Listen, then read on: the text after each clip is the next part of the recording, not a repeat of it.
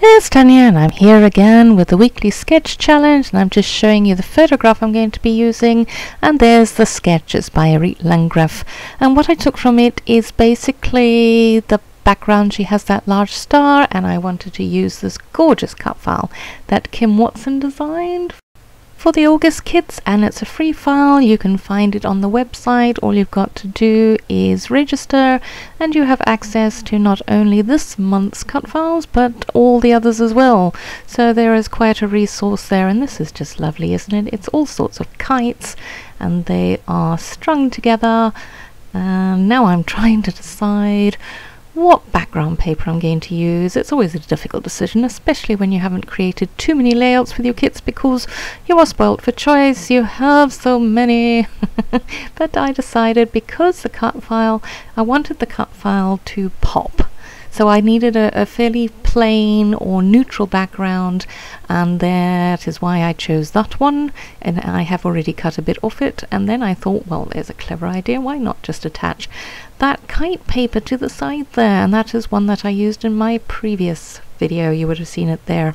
I cut them up into triangles.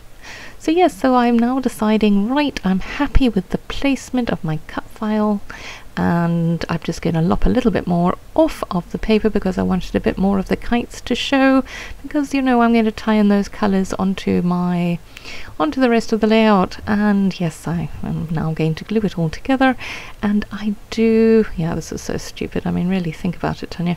So I had to rub that glue away because there isn't anything for it to attach itself at the bottom, as you can see there. There's no paper there. But yeah, getting it glued down, then I will get my... Oh, and I had to, you know, you've got to neaten everything up. It's just part of the course.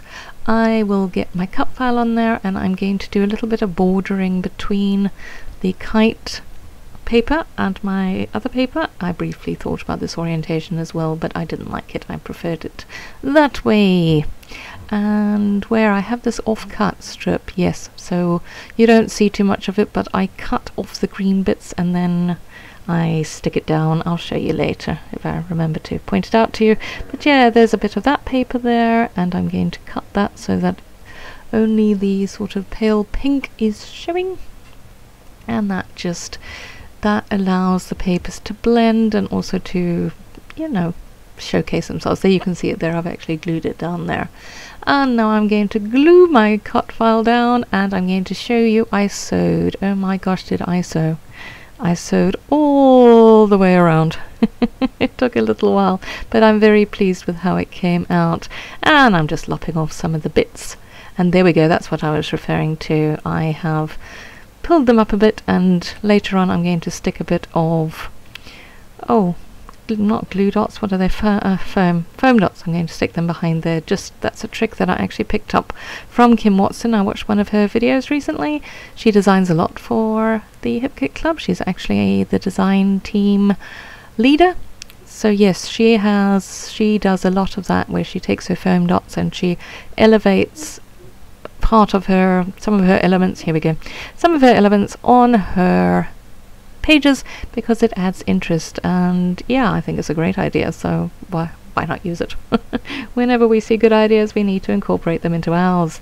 And now I'm going to spend quite a bit of time on my title, and I've left it all in because you can see then this is really the process of how I, and pardon my head, how I create my titles. I usually look at what pre-made words have come, and then I had that love and that sweet, and then I thought, yeah, the photograph is of my oldest, and it's a lovely photograph. I'm very happy with it, and all I really want to say with it is, yeah, love how sweet life can be.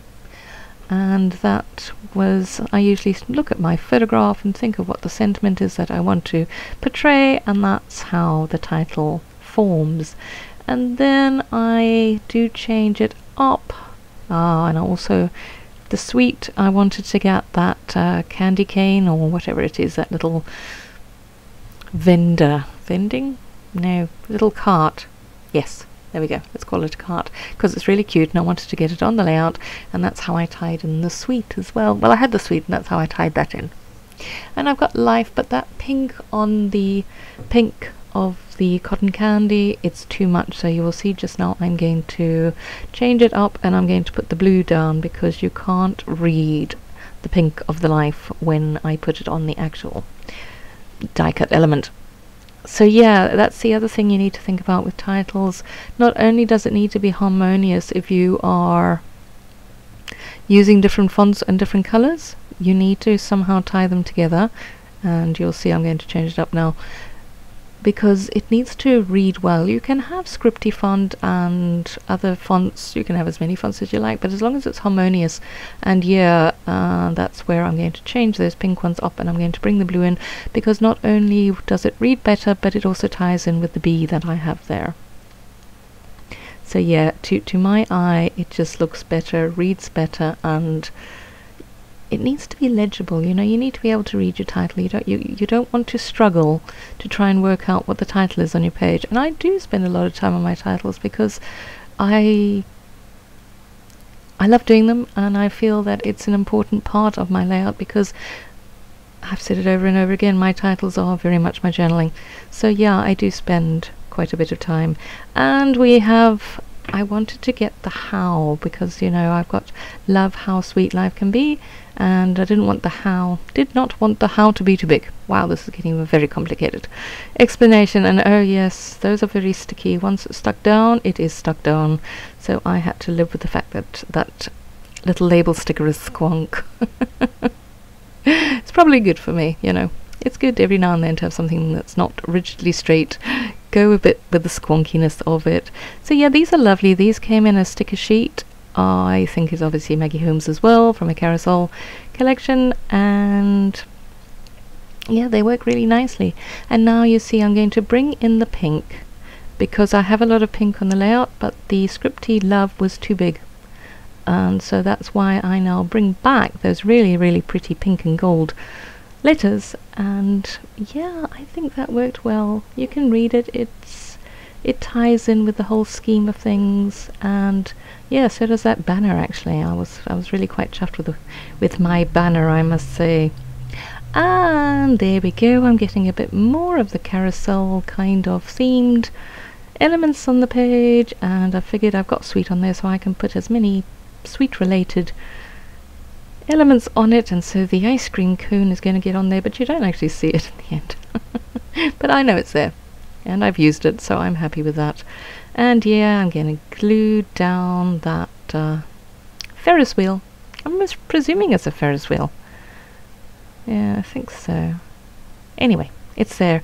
And I'm going to have to apologize way ahead of time. For some reason, I seem to have lost a large portion of my video files. So we're going to get to the point where you're just going to see a photograph, and I'm just going to explain to you, here we go, that all I added were some crosses to the flags of the kites, or the tails of the kites.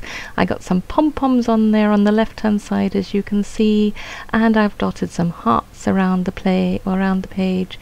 And yeah, it all ties in with the colors and my photograph, and yeah, I like how it came out.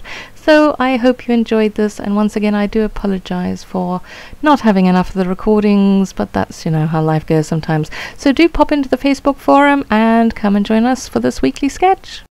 Remember, there's a $10 code to the store if you win. So yep, we'll chat again soon. Bye.